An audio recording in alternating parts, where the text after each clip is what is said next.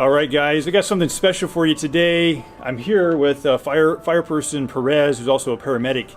Now, it just so happens, just a couple months ago, I put out a video with a guy named Kaz. You may remember this because it really blew up on my channel as far as the number of views, and everybody seemed to be very interested in this story. It was about a woman who had drifted out to sea and was treading water for a number of hours, and then Kaz on his small sailboat ended up rescuing this woman.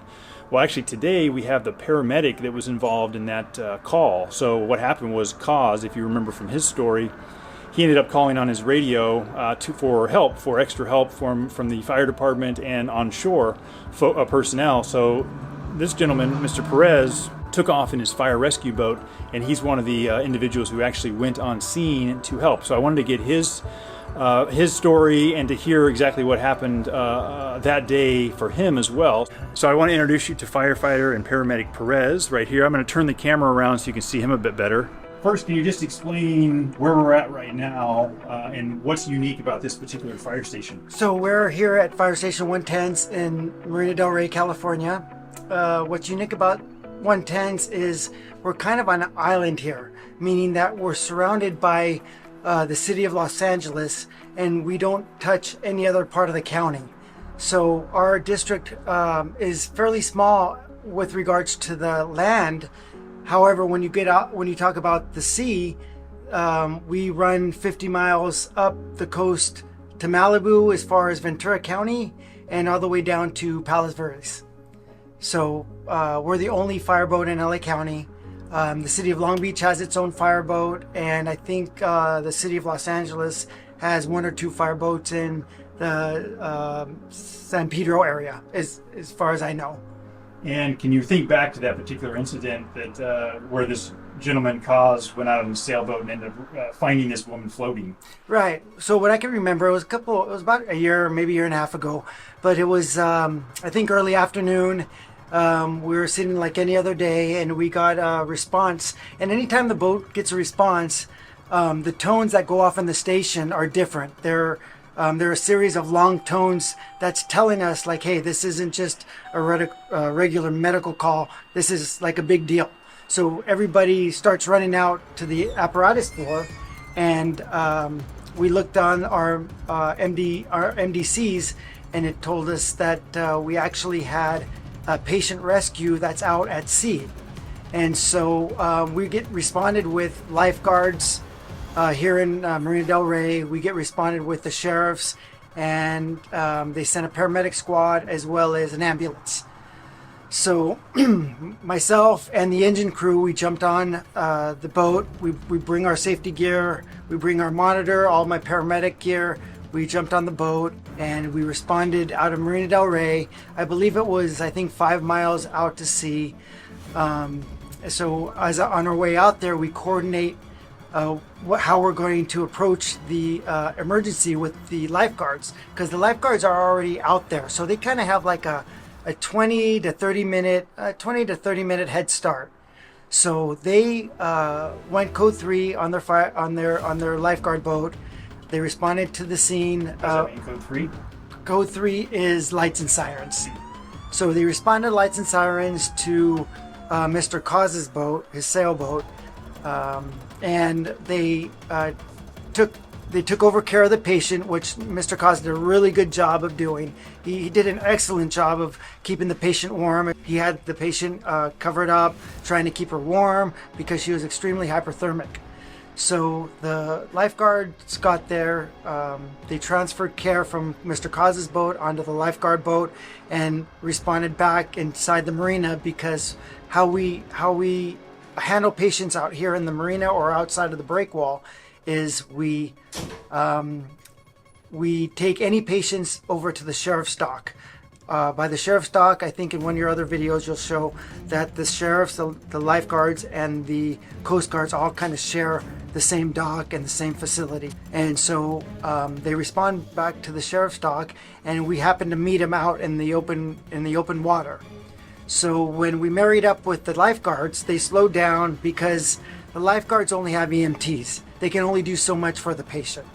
And again, they did a wonderful job by managing the patient, keeping her warm, giving her the care that she needed until I was able to arrive on scene, hop over onto their boat, and render the care that I've been trained and experienced as a paramedic.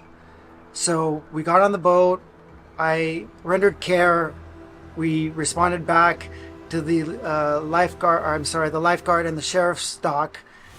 We transferred care from us onto the paramedic squad with the ambulance. They're on scene as well, onto the gurney. They put her in the back of the ambulance. The 2 paramedics from Station 58 went into the back of the ambulance and continued care for the patient until they were able to transfer care from the paramedic squad to the hospital. And I don't know if there's any details you can tell us, when you arrived, the woman's condition, and I know there was a lot of fatigue and things like that. Sure. She was extremely fatigued. She was extremely hypothermic. She was barely able to talk to me. I was trying to physically shake her, or what's the word I'm thinking of? I was trying to kind of wake her up, trying to shake her, trying to make her open her eyes and to respond to me, because I needed to know what her level of mentation was. And she was barely able to talk. She was able to say a few words. She was able to tell me that she was out there since the night before, and I was able to keep her warm, and that's all the details that I can really remember.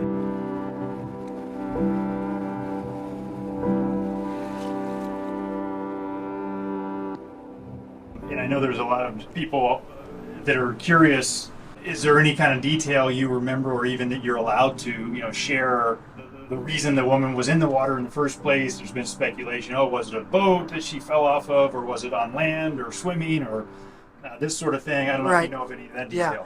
So when I arrived there and I was able to get her to kind of wake up and start talking to me a little bit, she had told me that she was out swimming, and she actually said she was skinny dipping, and was off the Venice Pier.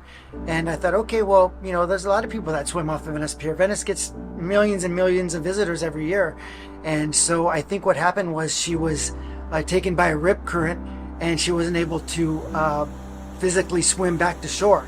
And the rip currents are very dangerous in that area because of the way the topography under the water is. And so she was taken out to sea, and I believe she was found 5 miles offshore until Mr. Cause was, by some miracle, was able to find her. And I don't know if this is speculation. Again, this is maybe stuff you don't want to even get into. But is there any reason you can think of, like, why nobody's ever been able to reach her? I know people, I think Cause even told me that at one time, like, the LA Times wanted to interview her because it was such an incredible story. Right. Any idea about, after this fact, kind of why she disappeared and never came forward or anything?